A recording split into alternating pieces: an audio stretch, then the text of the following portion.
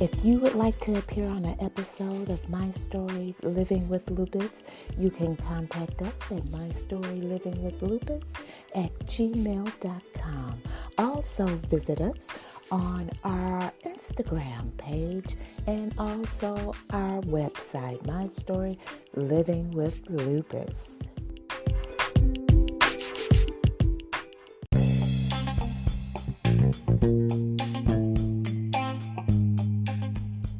The views and opinions expressed on My Story Living with Lupus podcast are each individual's experience.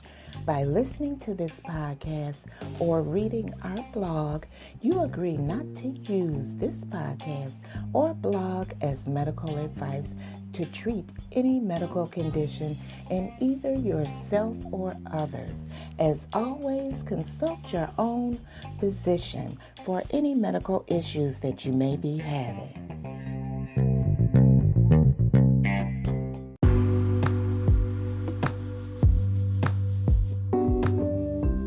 She's a motivational speaker. She's an entrepreneur.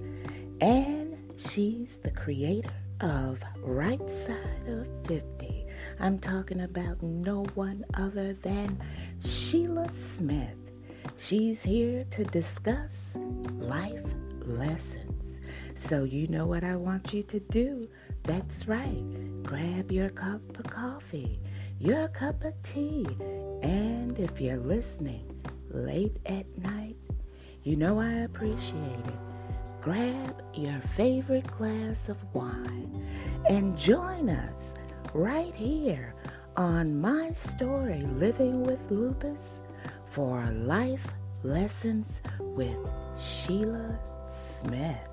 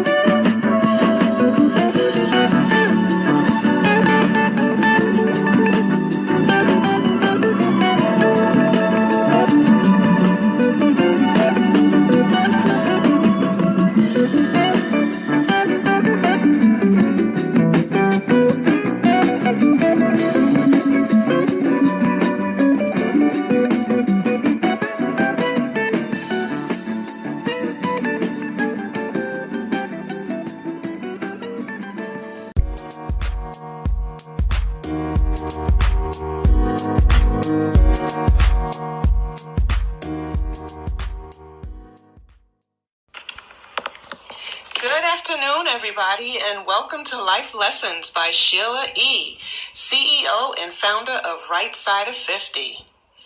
I know it's been a while since I've been on, but there's been so much going on in the world. I needed to take a break to get my head right so that I would have something to come on and talk about. And basically, that's what I'm going to be speaking about this evening. Everyone taking a moment for themselves and getting their self right. And while you're taking that moment and getting yourself right, it's also time to put into yourself. What have you been doing since this pandemic started? What have you been doing since this uprising has been started here in the U.S. and basically all over the world? Things are in turmoil. And if we don't get it right, it's going to stay that way, and it's going to become even worse. What we need to be focusing on is getting ourselves right, getting our businesses in order, getting home in order, getting our love lives in order, getting your financial lives in order, getting your prayer life in order. These are all things that matter, everybody. These are all a part of life lessons. And I think within the past few weeks and within the past couple of months, we have all been learning some lessons. The main lesson that we've been learning is stickability. And how much are we going to stick into getting things right? Getting a change. Things need to change. What steps have you been making? Or what steps have you been taking to even make a change? To even have it put forth into the political fights, into straightening out what's going on in the race wars. So many things have been taken into so many different directions. What steps have you taken to keep yourself grounded? What steps are you taking to see all sides of everything that's going on and to try to stay on an even keel? I know it's hard for a lot of us because we've been faced with having to look at this thing called race again. What are you doing to make things better? Are you getting out there? Are you marching? Are you protesting? Are you speaking? Are you doing things from the heart? Life has become so difficult right now because you have people that are looking at you and that call you a friend. But when you are a friend now that really needs them, are they there? And I say that I'm looking at so many things now because from a simple post, and I don't see friends that will comment on it, but I can see them looking. Yes, you can. You can see them looking. So you're learning to love people from a distance because you're starting to see that everybody sees the world differently. And everybody's entitled to their own opinion. But let us have ours. Everyone matters. And that's the one thing that we have to start coming to, is that everyone matters.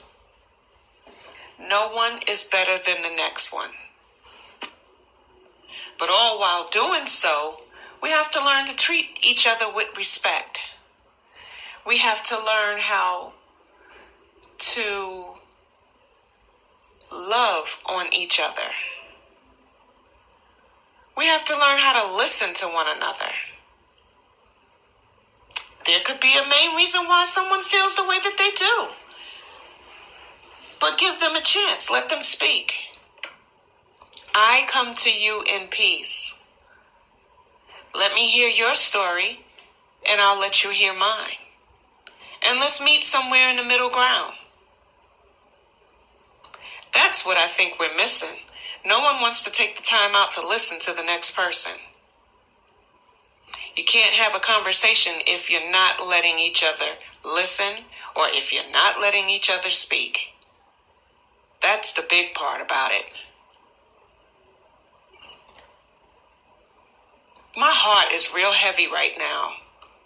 And I'm speaking to you guys off the cuff because this is life lessons. But my heart is heavy. I heard that man cry out. And it wouldn't matter if it was a white man, black man, Asian man, Hispanic man. He didn't deserve to be murdered. That's where I say we all need to treat each other with respect. I'm not going to get on a big rant on that because I don't want to turn this into a debate. I don't want to turn this into a back and forth. But just know that everybody's hurting right now. We're all hurting. And within that hurt, I'm asking you to take that hurt and turn it into something positive. Turn it around into something positive that will bring peace amongst the land. Me, I've taken right side of 50 and I've been behind the scenes and putting in work because they always say no one's going to work as hard for your company as you are. And I've turned right side of 50 into a nonprofit because my heart has always been with women. My heart is to help as many sisters as I can, and that is right side of 50's goal. So right side of 50 is still in the process of becoming a nonprofit. I have my paperwork from the state, but now I have to work with the IRS. And it's okay because I'm taking all of my energy from being hurt, from being held down, from being told no, and I'm turning it around to yes. I'm turning it around to yes. And Right Side of 50 is a nonprofit which will assist women who have been battered, women who have been talked down to, put down, women who are homeless. Right Side of 50 will be here to assist you. Right Side of 50 is about uplifting.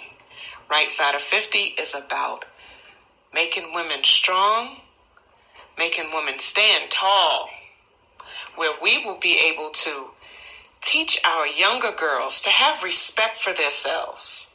Hold your heads up high so that we can become examples once again, so that they can become examples once again, to the generation behind them, so that we can hold up our kings.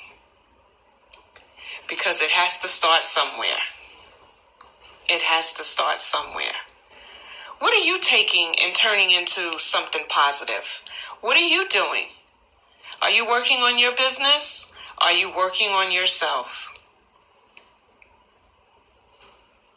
Everybody, let's learn to build each other up, encourage each other, empower each other, and continue to come together. I have also been behind the scenes, and I have a book coming out. That book will be available within the next month. I told you, I've been busy. I've been taking my energy and putting it into me. And that's what you have to start doing. Put your energy into yourself. Remain positive. Remain strong. Don't let what's going on in society bring you down. Don't. The book will be titled Think Inside the Borders. The reason for that is because there are some things that we forgot about that we wanted to achieve. We are so busy stepping outside the border, doing all these new things. Take yourself back to your 20-year-old self. What did you want to do? What did you want to achieve? Within this book, which is basically a journal to get you started on your way, there are some things in there that will encourage you and empower you to take a look back on your 20-year-old self or even younger, and to help you and to encourage you to make those dreams come true. Because that's what Right Side of 50 is about. Right Side of 50 is a dream builder. It's never too late. It's never too late. And that's something that you all need to hold on to, that it's never too late to have those dreams come true. And I'm going to end on that note tonight. It's never too late to have dreams come true. This has been Sheila E., CEO and founder of Right Side of 50. I look forward to speaking to you again soon.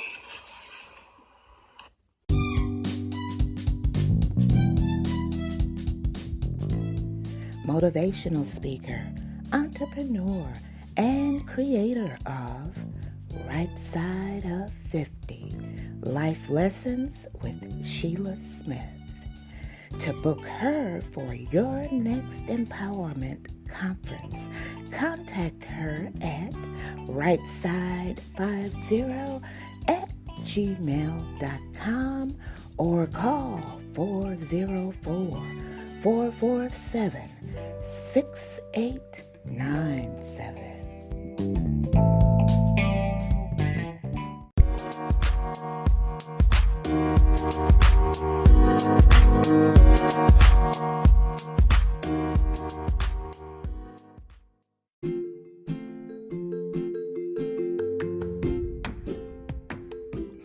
Up next, frontline hero Gina Bryant. This segment is brought to you by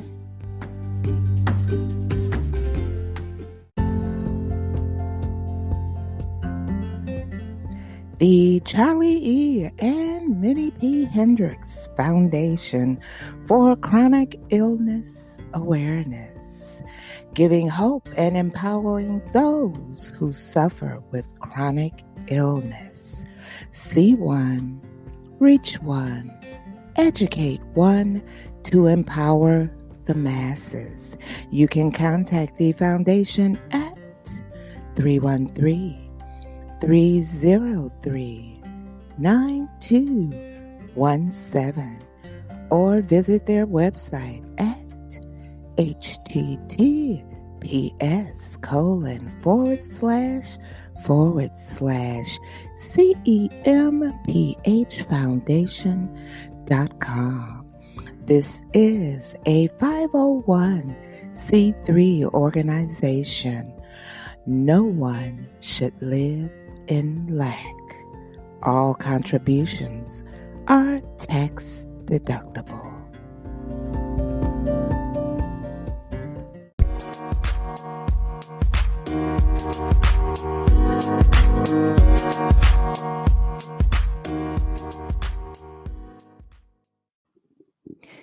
A hero is someone who can show courage when faced with difficult times.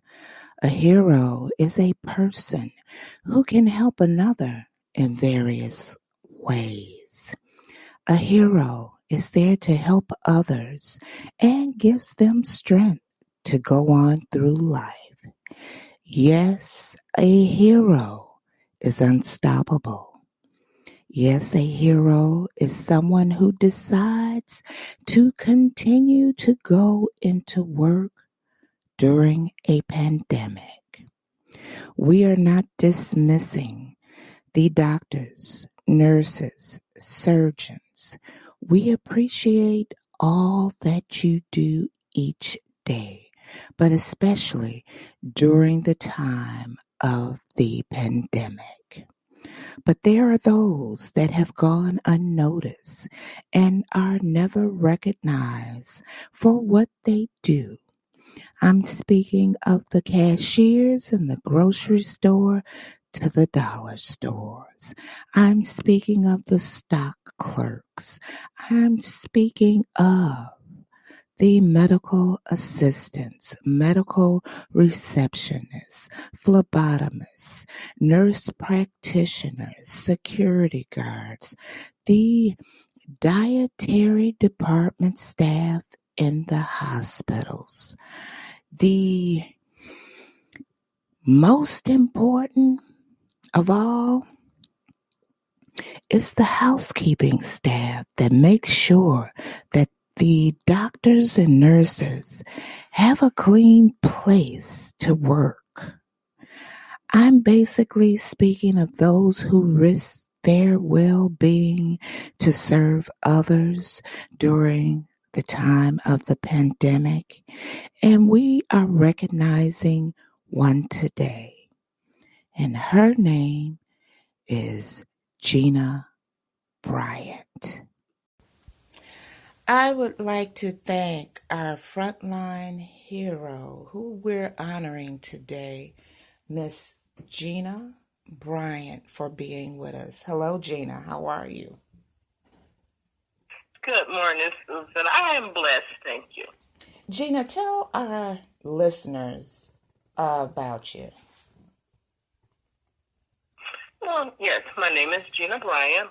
I'm a mother of 4, a grandmother of 16, with my 17th grandchild on the way. For most of my life, I was dedicated to being a mother.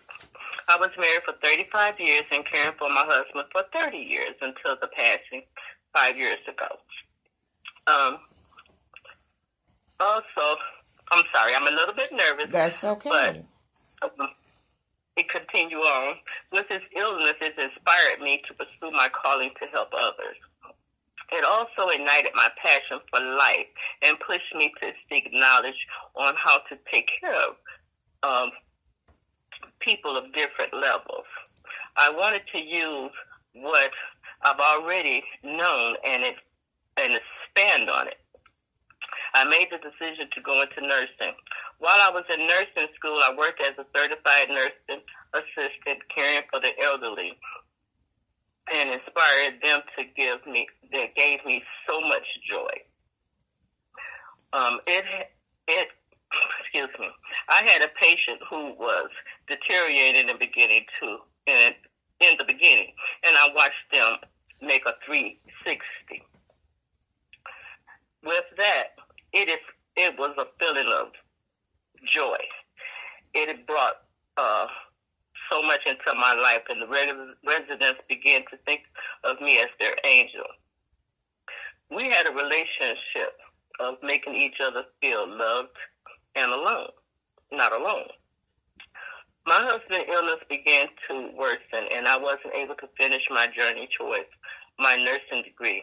But I still managed to graduate with honors, receiving my associate's degree in science and a certified in phlebotomy.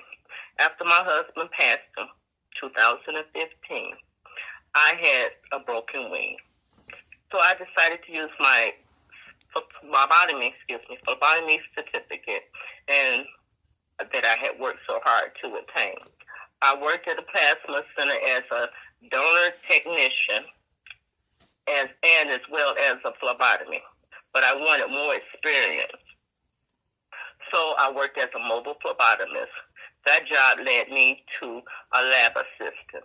I continued on the path until my daughter began to have complications in her pregnancy. I left there to take care of my daughter full time to ensure my grandchild made it into this world safely. During this time, I still felt the need to help others. It has always felt like my calling. When the unexpected situation of my personal life began to come together again, I went back to work as a cleaning technician within an ER room, an emergency room. Gina, let me ask you this. Yes. What hospital do you work at? Well, I had promised them that I wouldn't give out their name. Okay. Can you explain your job? What all do you do? Well, I'm a cleaning technician, and my responsibility is to keeping the emergency room clean and disinfected. Now, did you have this position before COVID-19 or during COVID-19? Well, I started the position in March, and at that time when I started the position, I wasn't really aware of the COVID-19 when I started the position, but the reason why I took that position is because of my daughter. I wanted to dedicate my full time to caring for him because she's a school teacher. So I needed something that I could still stay within the medical field but help others. And so I took the third. That's why the job is important to you, or does it go deeper into why your job is important to you?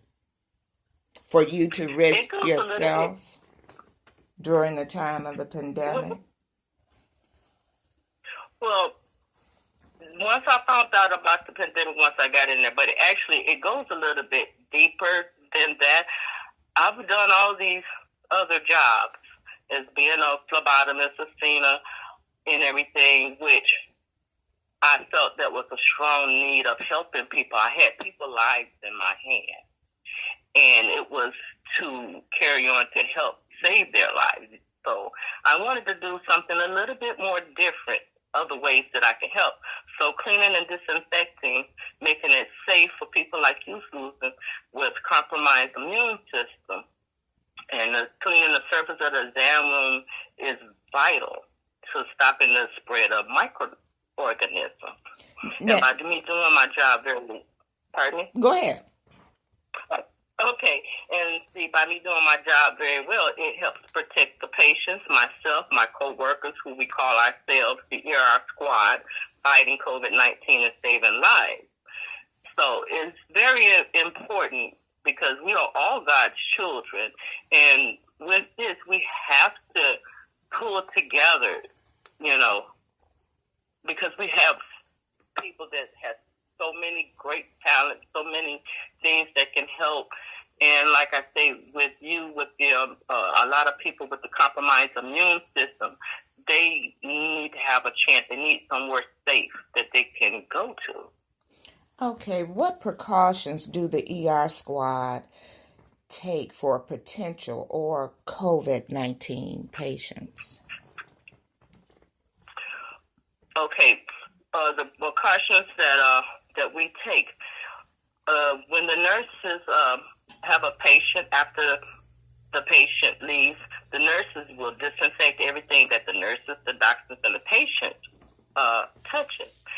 And the room is quarantined for approximately 2 hours. And then after the quarantine time lapse, the nurses go back, they clean and disinfect the surface again.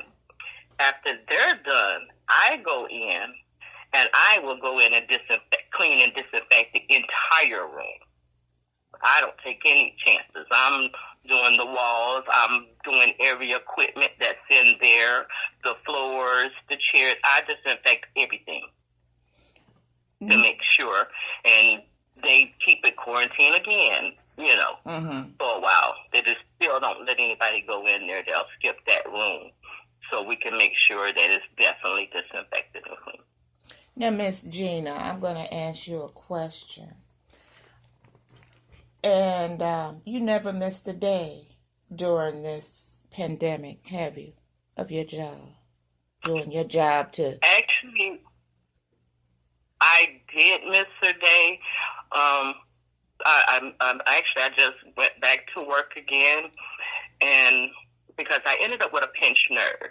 Okay. I was scrubbing and I was cleaning. I was going all beyond because I'm the type where everything has to be done.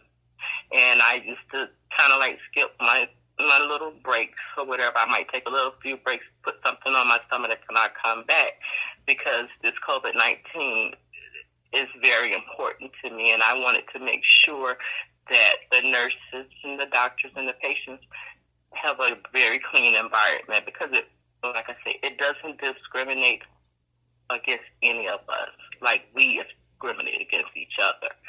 It affects everyone. And so I overworked myself. So they missed me dearly. They were happy that I came back or whatever, but I'm back to doing my same routine, but I know how to pace myself, and I definitely still do what I do. It's in my heart, is make sure that everyone is safe. Now, Miss Gina, you sound like the type of employee that was never late for her job. Am I correct in that statement? You are definitely correct. I get to work at least 20 minutes early, because I have to make sure I prep. I always communicate with the nurses and find out, did we have any potential COVID patients that come in. You know, we communicate with each other, so that helps me know what area that I need to start at when cleaning, and I always make sure my rooms is definitely done first. So, no, I'm always early, 15, 20 minutes. If I'm 10 minutes early, I'm late. Were you ever concerned about your well-being going into work and doing what you were doing? No. I've always been concerned, but not for my well-being, because I take all the precautions that is necessary to make sure that I'm safe and that others are safe. I had a special friend that told me to keep my same energy and to spread my wings and fly. And that is what I'm doing. I'm spreading my wings and flying and doing God's work, making sure we all are safe, because we are, like I say once again, we are all His children, and it does not discriminate against us. So I have to do my part, and I wish that everybody would stop focusing on the color of our skin, putting out hatred. This is the time that we need to unite together and to fight COVID-19. It's a bondage for a lot of us, and people don't understand that that's more important than hatred. Is it something else you would like the listeners to know? Yes, no matter what our top job title is, it's everyone's quality too. We're equally important to help fight this COVID-19. We shouldn't use the COVID-19 as an excuse for hate against black. This battle was already fought years ago, hundreds of years ago. And United States of America stands for the land of freedom, yet we are hating everybody. We are destroying what we built. And this is not what we should be doing now. We should be focusing more on helping each other fight something that is actually killing us. And we don't have a decision on who's going to go and who's not going to go. It's taking all of us. Miss Gina. Yes, ma'am. On behalf of, I have a nonprofit foundation. Did you know that? Yes, ma'am. I started looking more and more on my free time, or when I get stressed, I'm starting to look more and more, because I'm more and more interested in how you're helping people, your spirit. I think of you as a guardian warrior angel, because you're helping so many people on so many different levels, whether you realize it or not just health-wise, but getting us all to think, giving us all knowledge to look within ourselves and our hearts and to pull and unite together. So I've been taking time and looking in there, and I just discovered it the other day. So, okay, yes, I started looking into that. I want to tell you this. On behalf of the Hendricks family and the Charlie E. and Minnie P. Hendricks Foundation, I would like to present to you a Visa gift card for the work that you have done and still is doing in the pandemic. You are our frontline hero, and we thank you. And this is just a small piece to show our gratitude towards what I call the unsung heroes in the medical field. So before you go, I want you to stay on the line so I can get your address so that we can send the gift card, the Visa gift card, to you. On behalf of the Hendricks Foundation, we say thank you for all that you do. Oh, thank you. That is such a blessing. And I'm continuing on. I'm talking to different doctors and nurses to see if they can speak on different things. So I'm not stopping. I'm going to be out there, and I'm going to continue to work and do different things to get people on board and get people to understand and to speak out that there's things that we need to know and that we don't understand, and to be prepared for it. That is so correct, and it's especially needed in the underserved communities, in the inner cities of Detroit, Michigan, that we need for physicians to get into the community and meet people on their level and talk to people regarding their health and the precautions needed to combat COVID-19. So we appreciate everything that you do. To my listeners, this is our frontline hero, Gina Bryant. We appreciate you being on today. And if you would not hang up, stay on the line. I would like to get your address so we can send you our token of appreciation. Okay? Yes, ma'am, and thank you so much. This has been a blessing and an honor. Thank you. You're welcome. Once again, I would like to thank our frontline hero, Gina Bryant.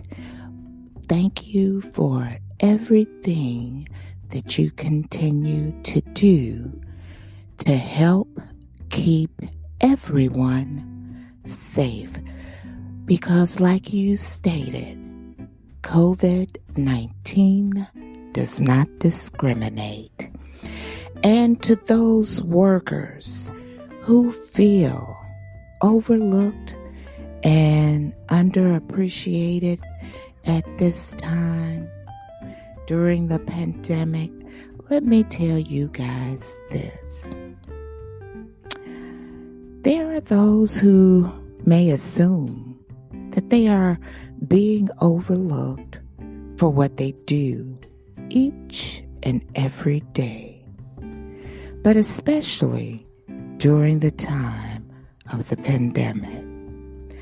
I personally just want to let you know that you may be overlooked or underappreciated by others, but all of you have been handpicked by God. Thank you for all that you do. I'm Susan Hendricks, your host for My Story Living with Lupus Podcast. I will see you Friday. Have a great day. And remember to tell someone, I appreciate you and thank you for all that you do.